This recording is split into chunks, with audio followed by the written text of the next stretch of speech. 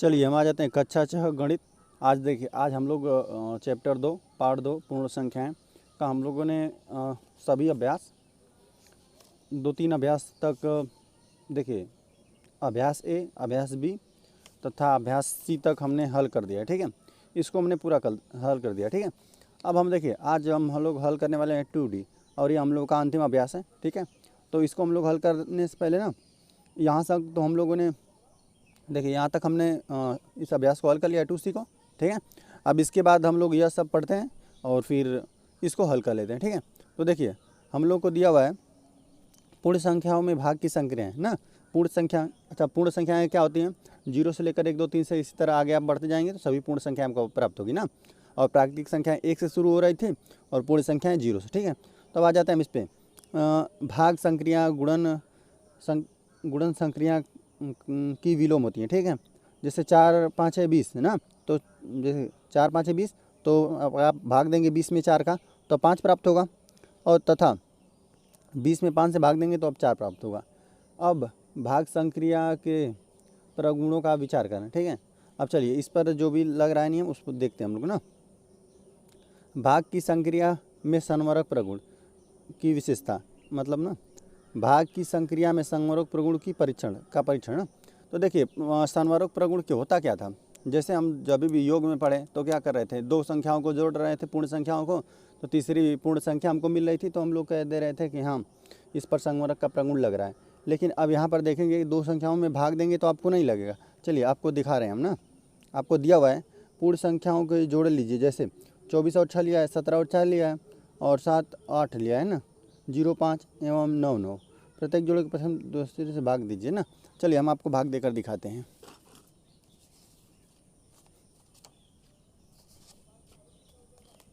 देखिए हम लोगों को दिया हुआ है कितना, 26 और कितना 16, 24 है ना, 24, 16। तो देखिए 24 में आप जब भी भाग देंगे 6 से, देखिए 24 में आप भाग दे दिए 6 से, तो 6 चौको 24 होता है, तो ये बराबर 4 आ गया। यहाँ पर तो हमको ठीक है, पूर्ण संख्या मिल रही है, कोई दिक्कत नहीं है। लेकिन अब देखिए 17 में आप 4 से भाग देंगे, दूसरी संख्या हम लोग का है 17, 4। अब देखिए 17 में भाग देंगे 4, तो देखिए अब यह पूर्णतः विभाजित नहीं हो रही है ना।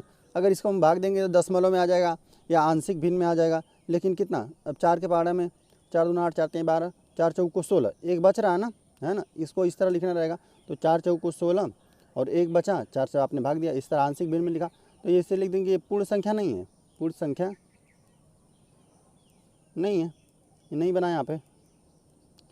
चलिए यह नहीं बना, और देखिए और दिखाते हैं आपको। अब देखिए यहाँ पर नहीं बना ना, तो यह नियम फेल हो गया। संवरक प्रगुण पर ये सभी पर संवरक प्रगुण नहीं लग रहा है इस पे भाग पे ना।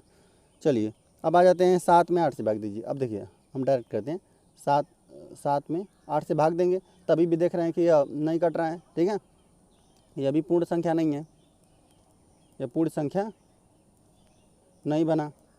ठीक है, अच्छा 0 में आप 5 से भाग देंगे, 0 में 5 से आप भाग देंगे तो क्या हो जाएगा, 0 मिल जाएगा। यह पूर्ण संख्या है, पूर्ण संख्या बना यहाँ पे। ठीक है, और अच्छा 9 में 9 से आप भाग देंगे, 9 में 9 से भाग दीजिए तो यह बराबर 1 आ जाएगा। यह पूर्ण संख्या है, पूर्ण संख्या है।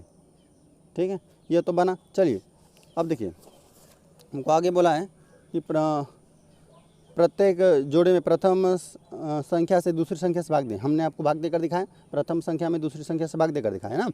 हम देखते हैं कि प्रत्येक दशा में प्रथम पूर्ण संख्या में दूसरी पूर्ण संख्या से भाग देने पर पूर्ण संख्या नहीं प्राप्त होती है। हमने दिखाया आपको कि पूर्ण संख्या देखिए यहाँ पर दिया था, तो देखिए यहाँ पर तो पूर्ण संख्या मिला था, यहाँ पर नहीं मिला था दूसरी बार, यहाँ पर भी पूर्ण संख्या नहीं मिला, यहाँ पर मिला, यहाँ पर मिला। ठीक है, तो नहीं मिल रहा है। ठीक है, तो भाग देने पर पूर्ण संख्या नहीं प्राप्त होता है। विभाजन की संक्रिया पूर्ण संख्याओं के लिए संवरक नहीं है, संवरक नहीं है, यहाँ पर नहीं बना, नहीं तो क्या होता, सब पर लागू होता।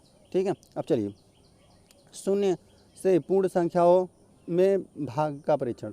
देखिए अब 0 से, अब जैसे देखिए यहाँ पर देखिए घटाने की विधि से पूर्ण संख्या 8 में 0 से भाग का परीक्षण करें तो देखिए 8 में आपको किससे भाग देना है, 0 से भाग देना है। तो देखिए आपका जीरो का पारा कितना बार भी पढ़ेंगे तो जीरो ही न रहेगा। देखिए 8 था, 8 में कितना भी बार आप जीरो का पारा पढ़ेंगे तो आपको जीरो ही मिलेगा, ठीक है। और इसमें से आप घटा देंगे तो फिर 8 मिला, फिर आप एक बार घटाने पर आप कितना और कितना, फिर देखिए 8 से घटा रहे हैं, ठीक है। 8 में 8 बचा, फिर उसमें जीरो का पारा पढ़ रहे हैं, कितना भी बार पढ़ेंगे फिर भी जीरो मिला। आप घटा रहे हैं 8 में, बार बार क्या मिलेगा आप लोग को, यही 8 ही मिलेगा। इस प्रकार हम पाते हैं कि जीरो में 8 में जीरो से चाहे जितनी बार घटाएं हमें शेषफल जीरो कभी नहीं मिलेगा, ठीक है। पूर्णतः विभाजित नहीं कर रहा है कभी, ठीक है। शेषफल जीरो कभी नहीं मिलेगा। अतः किसी भी पूर्ण संख्या में शून्य से भाग परिभाषित नहीं है। मतलब देखिए हम लोग किसी संख्या में ऊपर रहता है, देखिए अंश में रहता है, यहाँ पे बता रहे हैं, देखिए अंश में जीरो रहता है, जीरो बटा कुछ भी रहेगा, जीरो को छोड़ के नीचे अगर मान लीजिए 1 2 इस तरह कुछ भी रहेगा ना, तो ये तो हम लोग कह देते हैं कि हाँ इसका मान जो भी रहेगा इसका मान जीरो आ जाएगा, ठीक है। लेकिन अभी जैसे 8 में आप जीरो से आप भाग दे रहे हैं तो ये क्या आ जाता है, इनफाइनाइट आ जाता है। इसे आप परिभाषित कहते हैं, अपरिभाषित, ठीक है। ठीक है, ये इस प्रकार हो गया ना, हर में जीरो आ जाता है तो क्या आ जाता है, इनफाइनाइट अपरिभाषित आ जाता है। इसमें कितना बार भाग देंगे मतलब आप भाग देते जाएंगे, कभी पूर्णतः इसको विभाजित नहीं कर सकता, ठीक है। तो इसी प्रकार इसको समझ लेंगे। चलिए अब आगे आ जाते हैं हम लोग। चलिए यहाँ तक आ गए हम लोग। तो किसी भी पूर्ण संख्या में शून्य से भाग ना, शून्य से भाग परिभाषित नहीं है, ठीक है। और पूर्ण संख्याओं में 1 से भाग का परीक्षण, चलिए निम्नलिखित, देखिए 2 में 1 से भाग देंगे 2 ही प्राप्त होगा, 3 में 1 से भाग देंगे 3 ही प्राप्त होगा। जैसे किसी भी पूर्ण संख्या, कोई भी पूर्ण संख्या लीजिए, उसमें 1 से भाग देंगे तो वही संख्या ना प्राप्त हो जाएगी। चाहे जीरो भी रहेगा तो उसमें 1 से भाग देंगे तो आपको जीरो ही प्राप्त हो जाएगा, ठीक है। किसी भी पूर्ण संख्या में 1 से भाग देने पर भागफल सदैव वही संख्या प्राप्त हो, देख रहे हैं ना, वही संख्या प्राप्त हो रही है। देखिए जो संख्या था उसमें आपने 1 से भाग दिया तो वही संख्या प्राप्त हो रहा है। चलिए शून्य में किसी शून्योत्तर पूर्ण संख्या से भाग का परीक्षण, देखिए आप जीरो है इसमें भाग देंगे 5 से तो हमेशा जीरो ही ना प्राप्त होगा। इसमें जीरो है, आप 6 से भाग दें, किसी भी संख्या से भाग दे दें, जीरो को छोड़ा कर भाग देंगे, है ना, नहीं तो अपरिभाषित हो जाएगा वो भी।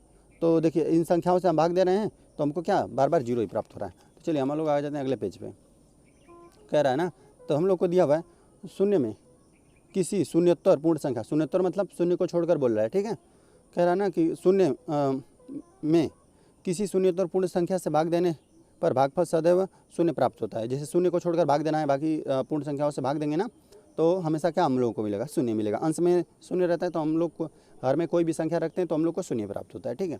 अब आ जाते हैं 5वां नंबर। 5वां हमको दिया हुआ है किसी शून्योत्तर पूर्ण संख्या में उसी शून्योत्तर पूर्ण संख्या से भाग का परीक्षण ना। चलिए तो हम देखते हैं कि जैसे दोनों पूर्ण संख्या सेम रहनी चाहिए, अंश में और हर में भी। अंश में देखिए 2 है तो हर में भी 2 है, 2 में 2 से भाग देंगे तो हम लोग को 1 प्राप्त होगा। 3 में 3 से भाग देंगे तो 1, मतलब इसमें। और यहाँ देखिए बोला है कि शून्योत्तर, शून्य को छोड़कर, नहीं तो शून्य बटा शून्य करते हैं हम लोग तो इनफाइनाइट हो जाता है परिभाषित ना। चलिए 4 भाग देंगे तो हम लोग को 1 प्राप्त हुआ। तो किसी भी शून्योत्तर पूर्ण संख्या में उसी पूर्ण संख्या से भाग देने पर सदैव शेषफल कितना, सदैव भागफल 1 आता है, ठीक है। सही बात है, देख रहे हैं बार बार क्या आ रहा है, भागफल हम लोग को 1 प्राप्त हो रहा है। चलिए आ जाते हैं हम लोग इस अभ्यास 2, इस प्रश्नावली को हम लोग हल कर लेते हैं, ठीक है। तो चलिए हम लोग यहाँ पर हल कर लिया जाए।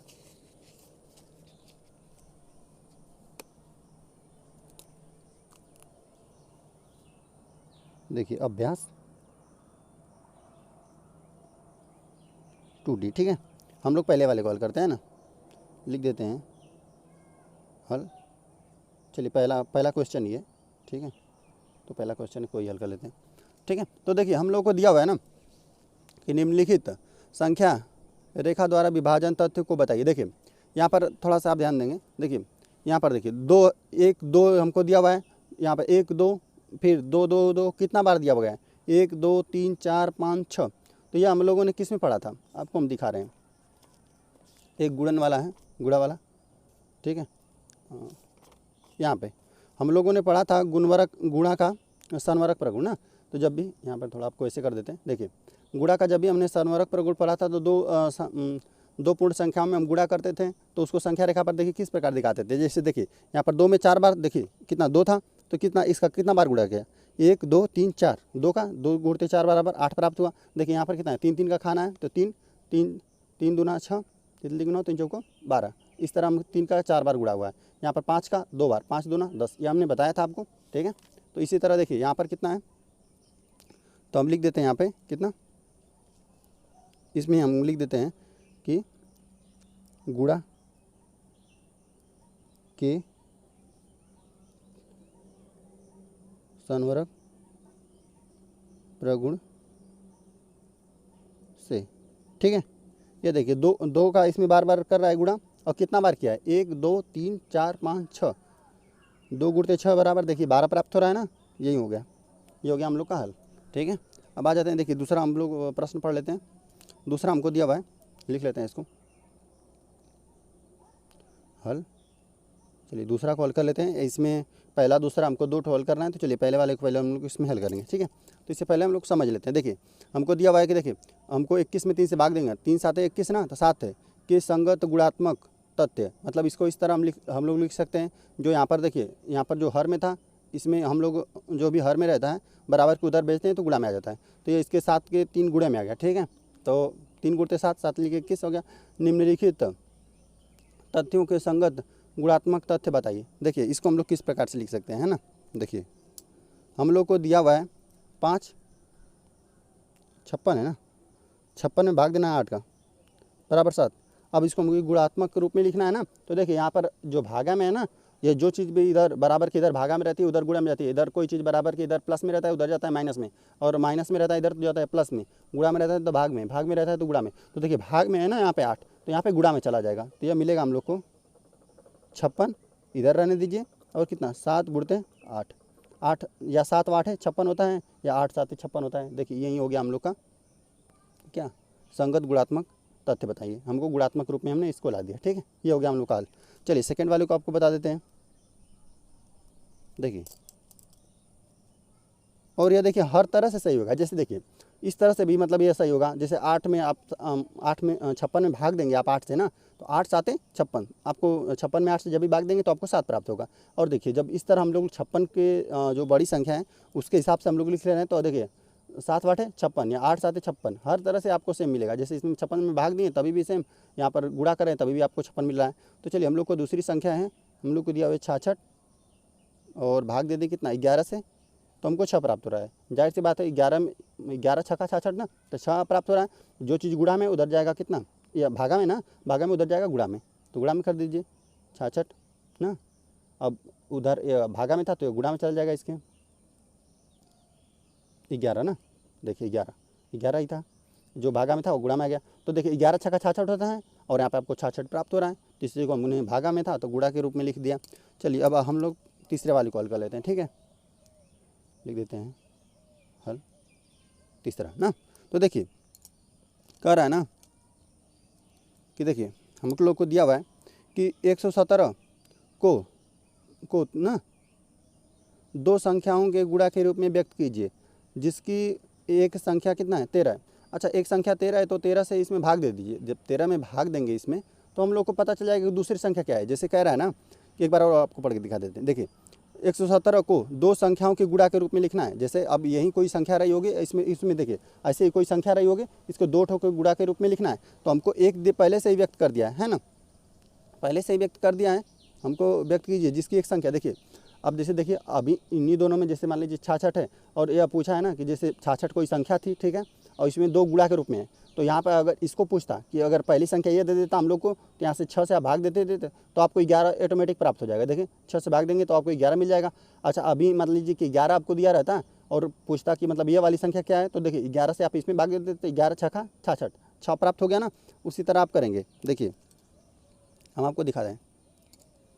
देखिए दूसरा हम लोग को 2 संख्याओं के रूप में है, तो व्यक्त कीजिए एक संख्या इतना है, 2 संख्याओं के गुणा के रूप में व्यक्त कीजिए ना। तो देखिए 117 ठीक है बराबर कितना 13 ना।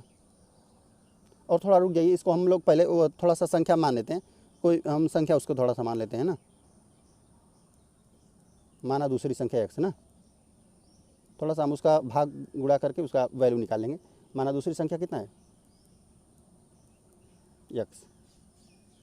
x है ना। देखिए तो 117 हो जाएगा, ठीक है 117 बराबर 13 गुणते, चलिए छोटा सा x लिख देते हैं ना। तो अभी इसका हम x का वैल्यू प्राप्त कर लेंगे कि वो संख्या क्या आती है। देखिए तो यह 13 से इसमें भाग दे दीजिए, तो 13 हो गया। 117 में आप कितना भाग देंगे 13 से, तो x का वैल्यू निकल जाएगा जो हम लोग को ये संख्या है। तो यहाँ पे 13 हमको लगता है 13 9 ना, 13 9 117 होता है। चलिए तो 13 9 117 तो 9 हो गया। एक्स का वैल्यू कितना 9। चलिए सीधा इसको लिख देते हैं, एक्स बराबर कितना 9 ना, 9 प्राप्त हो गया। बाकी आप यहाँ पर रख दीजिए 9 कमा, ठीक है। चलिए अतः क्या हो जाएगा, गुणात्मक रूप में हमको लिखना है तो 117 बराबर कितना 13 गुणते 9। देखिए आप करेंगे गुणा ना, 13 में 9 से गुणा करिए। देखिए या फिर गुणा भी करके देख लीजिए, 9 तिले 27 को 7 हाथ में लगा दो, 9 कमा 9 9 2 11। देखिए यही चीज़ आ रहा है आपको ना, गुणात्मक रूप में हमने यही लिख दिया, ठीक है। यही हो गया हम लोग का हल। चलिए आ जाते हैं हम लोग चौथे वाले को हल कर लेते हैं। चलिए तो हमको दिया हुआ है, यह दिया हुआ है हम लोग को कि क्या कोई ऐसी पूर्ण संख्या संभव है जिसको स्वयं से विभाजित करने पर वही संख्या प्राप्त होती हो। देखिए अब जैसे संख्याएं तो बहुत हैं यहाँ पर, देखिए भाग दे देकर आपको दिखाया है कि आप किसी अब अभी जैसे पूर्ण संख्या जैसे 2 में 2 से आप भाग दे दें तो कितना 1 ना प्राप्त होगा। लेकिन हम आप कोई भी संख्या लीजिए, 5 में 5 भाग लीजिए तो 1 मिल रहा है ना, तो बार बार हम देख रहे हैं कि 1 ही मिला है, तो हम लोग क्यों ना 1 ही को ले लें। क्योंकि हमको देखिए अंश और हर, देखिए हमको लिखा हुआ है ना कि क्या कोई ऐसी पूर्ण संख्या संभव है जिसको स्वयं से विभाजित करने पर, मतलब अंश हर में भी स्वयं रहे और वह संख्या भी प्राप्त हो, मतलब अंश हर में भी रहे और भागफल भी हमको वहीं प्राप्त हो, तो वह संख्या सिर्फ 1 हो सकती है। देखिए क्योंकि हम लोग 1 में 1 से भाग देंगे ना तो हमको 1 ही प्राप्त होगा, ठीक है। तो लिख देते हैं इसको अपने से समझ लेंगे, है ना। लिख देंगे कि क्या कोई ऐसी संख्या संभव है, हाँ लिख देते हैं हाँ। हाँ फिर हम लोग लिखते हैं ना, क्या किसी जो स्वयं से विभाजित करने पर लिख दे, हाँ वह संख्या क्या है, वह संख्या 1 है। देखिए आप जैसे पूर्ण संख्या में हमको देखना है, आप देखेंगे 0 से 0 भाग देंगे इनफाइनाइट हो जाएगा, 1 में 1 से भाग देंगे आपको 1 प्राप्त होगा, 2 में 2 से भाग देंगे तो आपको 1 प्राप्त होगा, 3 में 3 से भाग देंगे तो 1 प्राप्त होगा। बाकी जितनी भी स्वयं संख्या में अगर भाग दे रहे हैं सेम संख्या में ना, तो आप लोग को भागफल हम लोग को क्या मिलेगा, 1 ही मिलेगा। इसलिए हमने 1 से भाग दिया तो 1 ही हम लोग को प्राप्त होगा, ठीक है। अब आ जाते हैं हम लोग 5वां कॉल कर लेते हैं, ठीक है। बोला है ना हम लोग को अगला प्रश्न कि क्या दो विभिन्न शून्योत्तर संख्या मतलब देखिए विभिन्न मतलब अलग अलग, शून्योत्तर मतलब पूर्ण संख्याओं में शून्य भी आता है तो शून्य को छोड़कर बात कर रहा है, ठीक है। तो बोला है कि क्या 2 विभिन्न शून्योत्तर पूर्ण संख्याओं के लिए पहली संख्या को दूसरी संख्या से विभाजित करने पर तथा दूसरी संख्या को पहली संख्या से विभाजित करने पर भागफल समान होता है। देखिए कह रहा है ना, देखिए यहाँ पर हमको अलग अलग चीज़ें लेना है, वही सेम चीज़ नहीं लेना है। देखिए हम थोड़ा सा आपको यहाँ पर समझा देते हैं। देखिए यहाँ पर 1 1 था ना, यहाँ पर जब भी हमने 1 से 100 भाग दिया तो हमको 1 प्राप्त हुआ, यहाँ तो ठीक है। लेकिन यहाँ बोला है कि 2 विभिन्न अलग अलग संख्या लेना है, तो ऐसी देखिए ऐसी कोई संख्या संभव नहीं है। जैसे हम यहाँ पर छोटा सा आपको बनाकर बता देते हैं। यहाँ पे देखिए जैसे देखिए शून्य को छोड़ कर लेना है, हम मान लेते हैं 1 है 2 विभिन्न संख्या हम ले लेते हैं। देखिए 1 में आप 2 से भाग देंगे तो आपको मिलेगा 0.5 ना, मतलब ये आधा है। लेकिन अभी भी हम 2 में 1 से भाग देंगे ना तो हम लोग को 2 प्राप्त होगा, ठीक है। इसी तरह चलिए एक और उदाहरण ले लीजिए, 5 में 6 से भाग दे दीजिए, कोई भी संख्या विभिन्न मतलब देखिए ऐसा भी नहीं है कि क्रम से लेना है, चाहे 5 और 10 भी हम ले सकते हैं, कोई दिक्कत नहीं, ठीक है। आप 5 में 10 से भाग दीजिए, 5 में आप 10 से भाग देंगे तो 5 दूना 10 होता है, इसका भी आ जाएगा 0.5, ठीक है। अब देखिए 10 में 5 से भाग दीजिए, कह रहा है कि विभिन्न संख्याओं में आंसर बनाइए, ठीक है, व्युत्क्रम करके ना। तो अब 5 दूना 10, तो देख रहे हैं ना कि हमेशा दोनों अलग आएगा, क्योंकि हम लोग को बोला है कि विभिन्न, ये दोनों सेम लेना रहता है। अगर कह देता कि हाँ दोनों एक ही लेना है तो हम लोग 1 ले लेते हैं और 1 में 1 से भाग दे देते तो हम लोग को 1 प्राप्त हो जाता है। लेकिन ये हम लोग को नहीं लेना है, हमको क्या लेना है, इसको लेना है, ठीक है, विभिन्न संख्या लेना है और शून्य को छोड़कर लेना है। तो यह हम लोग का क्या बना, कोई नहीं बना, ठीक है। तो लिख दीजिए, तो क्या 2 विभिन्न शून्योत्तर पूर्ण संख्याओं के लिए पहली संख्या दूसरी संख्या से विभाजित तथा दूसरी संख्या को पहली संख्या से विभाजित करने पर भागफल समान प्राप्त होता है। लिख देंगे नहीं ना, क्योंकि कोई ऐसी संख्या नहीं है, क्योंकि कोई ऐसी ऐसी लिख देते हैं, पूरा इसको लिख देते हैं ना, कोई ऐसी शून्योत्तर शून्येतरपूर्ण संख्या नहीं है जिसमें पहली तथा दूसरी संख्या तथा दूसरी और पहली संख्या लिख देते हैं, और पहली संख्या से भाग देने पर भागफल समान है ना। चलिए ये हमने पूरा देखिए ये हम लोग का प्रश्नावली हल हो गया, ठीक है। अब लोग थोड़ा हम लोग यहाँ पर आ देते हैं ना। देखिए हम लोग को कुछ दिया हुआ है यहाँ पर मतलब राष्ट्रीय आय आयोग द्वारा आधारित छात्रवृत्ति परीक्षा पत्र, ये मतलब छात्रवृत्ति में आया होगा परीक्षा में प्रश्न, ठीक है। तो यहाँ पर 3 हम लोग को प्रश्न दिया हुआ है, 2 यहाँ पे है, 1 यहाँ पे, 3 है ना। तो चलिए इनको भी हम लोग हल कर लेते हैं। देखिए हमको दिया हुआ है ना अभाज्य संख्या। अभाज्य पहले तो यह जान लेंगे कि अभाज्य संख्या क्या होती है। अभाज्य संख्या ऐसी संख्या ना जो क्या हो स्वयं से विभाजित हो, उसे अभाज्य संख्या कहते हैं। जैसे हम आपको लिख के यहाँ पे दिखा दे रहे हैं। देखिए अभाज्य संख्या का मतलब अभाज्य ना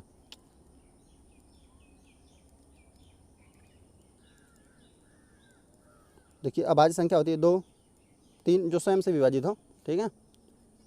2, 3 फिर हो जाएगा 5, फिर हो जाएगा 6, 7 बनेगा, फिर 8, 9 नहीं बनेगा, 10 भी नहीं, 11 बनेगा, ठीक है। फिर 13, फिर 17 बनेगा, इसी तरह बनेगा, ठीक है। यही होती है अभाज्य संख्या ना जो स्वयं से विभाजित हो, ठीक है।